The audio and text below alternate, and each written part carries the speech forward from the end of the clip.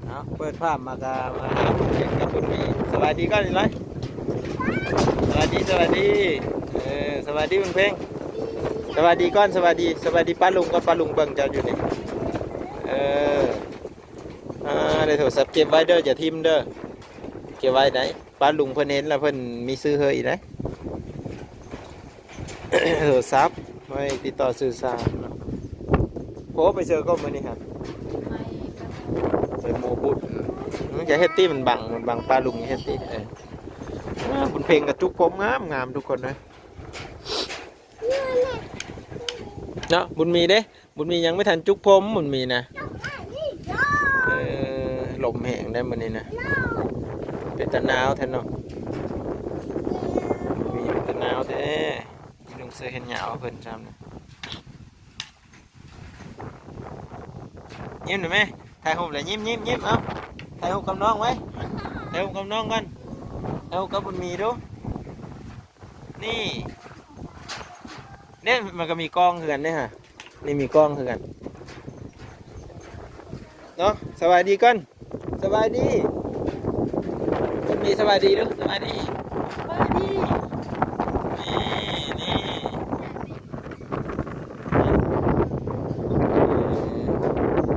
ลูกแม่ลูกก้อนลูกก้อนนั่นแหละเนาะไม่ได้กินขนมจนเริ่มวันนี้เลยมาตัวเปล่า บุญมีบุญเพ่งมาตัวเปล่าเป็นจุกผมงามเลยทุกคนบัดนี้ก็งามเลยใครกล้าศิละผมขละผมขี้ร้ายได้ผู้หญิงต้องมัดผมแต่งามกินข้าวกับเพื่อสาวนี่ฮะจะโดนน้ำยังแม่ยังติดแกมนี่น้อยสีน้อมันยังติดอันนี้มีอาบน้ำนั่นดีนะเบิ้งขี้มันยังสีดำสติ๊กยังติ๊กนี่มีอาบน้ำเลยแต่นี่เก็บพน้องเนี่ยเก็บพน้องเนี่ยฮะตกกลุ่มอุ้นเนาะ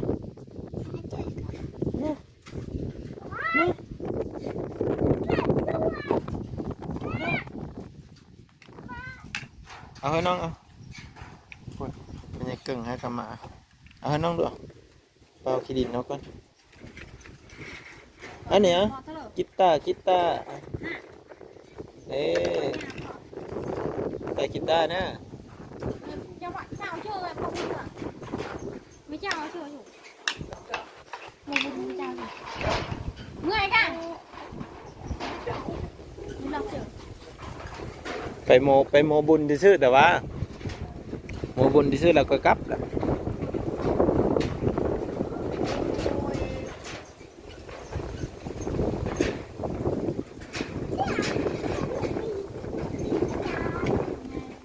ถ่ายรูปบ่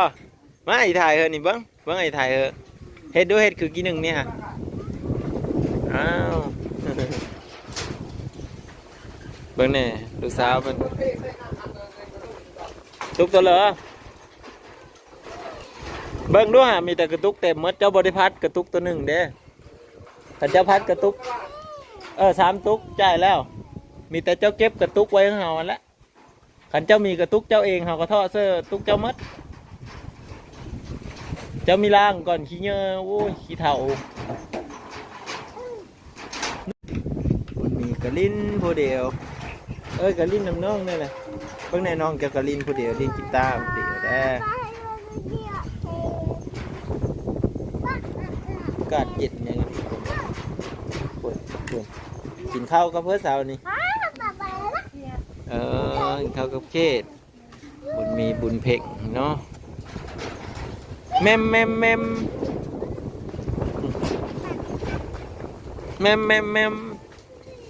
นาะแมมเขาเก่งไปการเขตบ่เขตบุญเพ่งก็กินข้าวกับเขตก่อนเพ่งจะกินข้าวกับเขตบ่เฮ็ดเพื่อนเอาไว้อยู่ก็เหอะซับเบิ่งรูปตัวเองบ่เบิ่งเด้อนี่เห็นอยู่เห็นบุญเพ่งคนสวยอยู่บ่บุญเพ่งคนสวยอยากไปโรงเรียนเงินเพลงเนาะ ต้องเห็นนี่บ่นั่น ฮะจะโดยจะเด้อบ่ จะโดยเจอบ่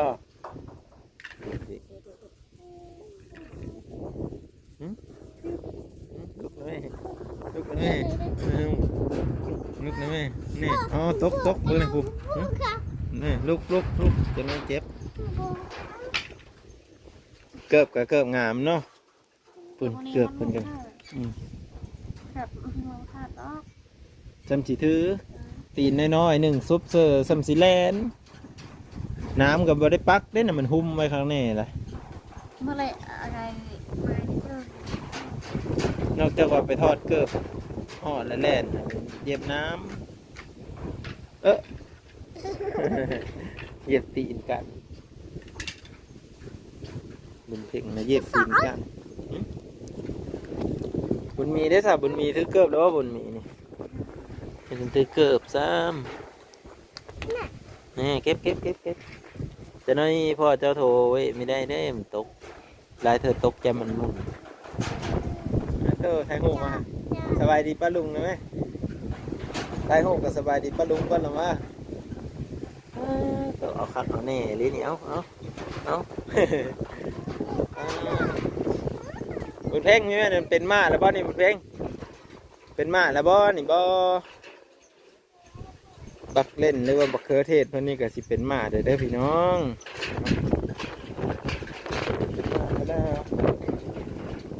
มันลมแบบนี้นั่นปูเพื่อก็มันไม่จะขึ้นเลยปักหอมน้อยเพิ่นนี่ก็โอ้ยเริ่มเคี้ยวงามแล้วเด้เนาะนี่เมื่อนี้ก็เริ่มเคี้ยวงามอีกระดับหนึ่งนะ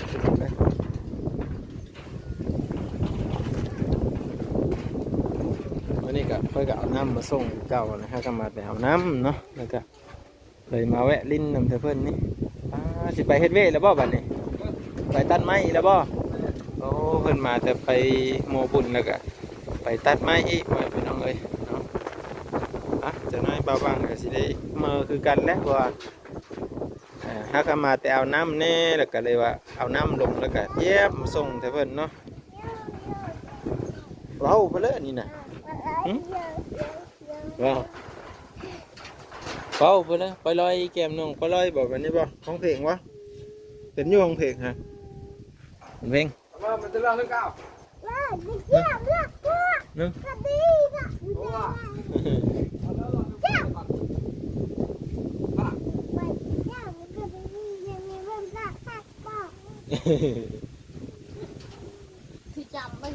พอจะว่าในเรื่องว่าสุไอพังในตี้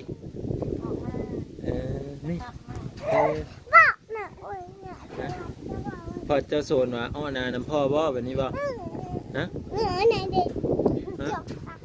ฮะพ่อจะว่าในเรื่องพอสุไอพังนี่พ่อจะอ้อนาแต่พ่อโซนเจ้าบ่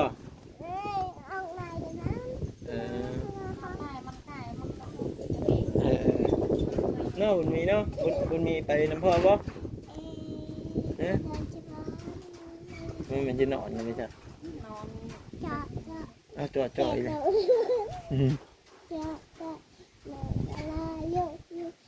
นี่เอ้ยลูกตีน้องสิตีเจ็บได้เนาะพอนติ้งหน่อยพอนดูพอนแบบเอ้ยนี่สอนน้องพอนนี่สอนน้องพอนก่อนเนี่ยเพื่อนมานะผู้สาวมาแต่เสือนะผู้เพ่งเนาะเอาไปแล้วเอา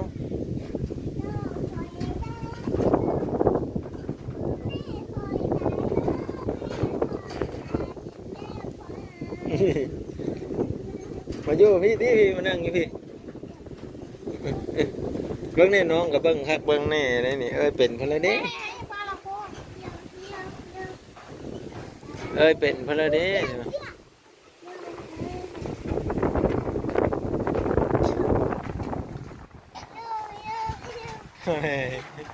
เห็นอยู่ว่าเห็นรูปตัวเองอยู่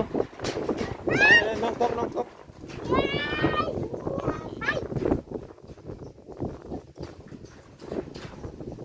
อาบอยู่น้ำมาบนเพลง FC ภาพมาถามใน FC ว่าเพิ่นบนเพลงอาบน้ำแน่ว่าซั่นเอาได้มื้อแรงก็อาบเด้อมื้อแรงเด้ออาบเพิ่งงามๆอ้ายก็มาถ่ายคลิปคู่มือเบิ่งดูเล็บนะเบิ่งไอ้เบิ่งเล็บนี่มีอยู่เนี่ยตัดนะเบิ่งไอ้เบิ่ง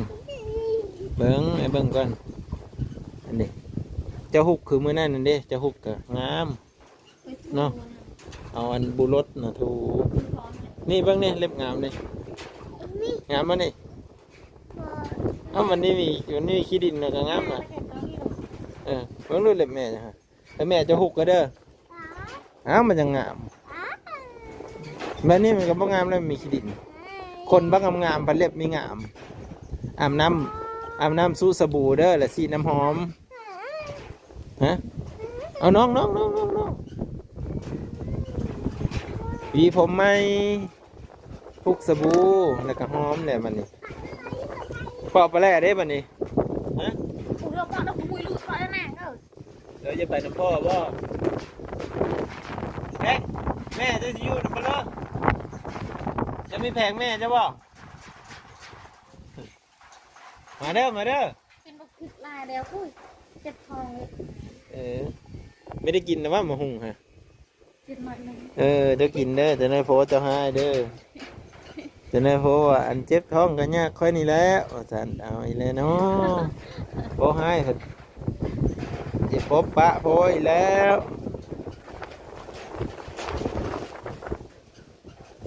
มาหุงมันก็จะแข็งนะจะคงเป็นแล้วเหรอพดน้ำอยู่แต่มันเรียกกระดัน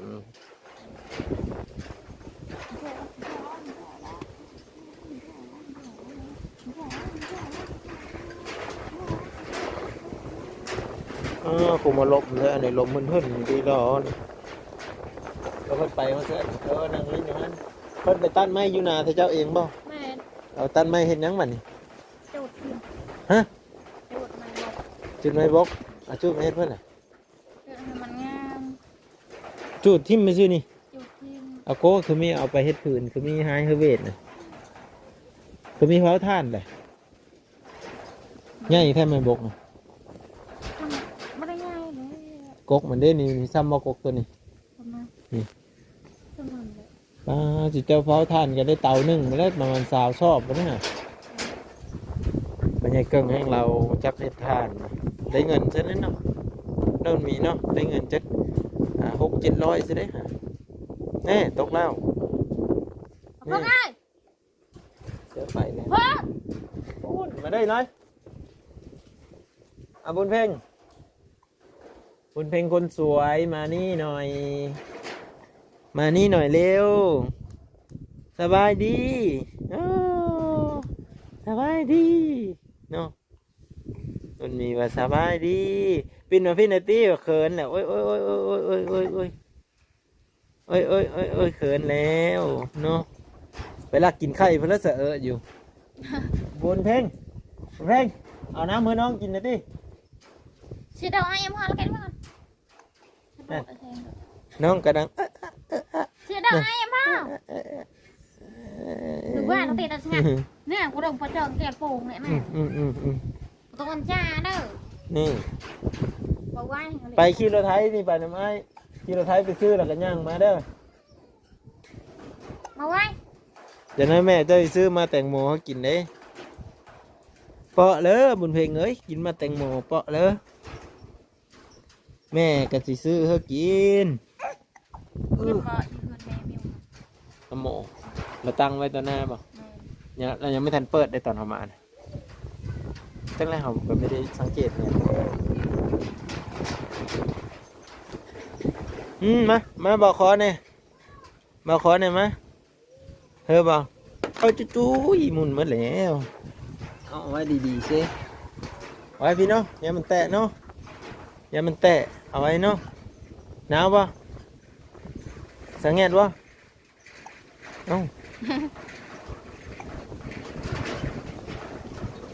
ตัวพี่เล็กว่าหลบมาเลยนอนน้องสบายดีแล้วเนาะตกได้มีลงกับย่าไปอยู่นะแม่ไว้ตกแต่ ยืนอู้ดูทุกคนวิดีโอหน้าพอกันใหม่เด้อพี่น้องเด้อมาลิ้นมาเยี่ยมยามตอนเช้ากินข้าวกินน้ำนะทุกคนกันนะเสือบุญพี่ไม่ยังกันนะเฮ้ยยานเด้ทาสแกมไม่อาบน้ำเพราะเรามีอาบน้ำทาสแกมเหรอเนี่ยเอาทาสทรงแม่เอาแม่จะไปซื้อมะโมเลยได้จะไม่ไปน้ำลายนะจะไม่อยากกินมะโมป่ะพุ่นน้องดำไปเสื้อนะพูแล้วสิไปอันนั้นแหละไม่จังเนาะ ไปรถเซลล์ โอ้ไปหาเก็บหอยป่ะ ไปบนเขา โอ้ มีก็ ก็สิมีเป็นนั่นแหละในห้องเอาห้องแล้วห้องเพ่งแม่จะสิเปาะแล้วเด้อ สีดอก ไปได้ไหมเปาะน้ำแม่ฮะ ดอกแม่กินให้น้องกิน ใส่ได้เนาะบ่ได้ใส่ผักได้เลือกสาวร้อยเนี่ยพุ่นตั้งน้ำเฮือน้องเด้อเด็ดได้จอกทางหลังหน่อยเลยไปทุกคนเนี่ยกลับกันเด้อวันนี้เนาะวิดีโอหน้าพ่อกันไหมพ่อพี่น้องก็คือมาส่งน้ำเมื่อเพิ่นแน่เมื่อนี้แล้วก็แล้วก็มาถามเพิ่นเนาะเพิ่นก็บ่ได้ไปใช้คือเก้านะมีแต่พวกเพิ่นไปตัดไม้เนาะวิดีโอหน้าก่อนพ่อพี่น้องไปเช้านี่ก็พร้าวแน่ก็เลยบ่ได้ไปขอเอากกมะพร้าวซ้ำเนาะกลับมาเด้อวันนี้เด้อ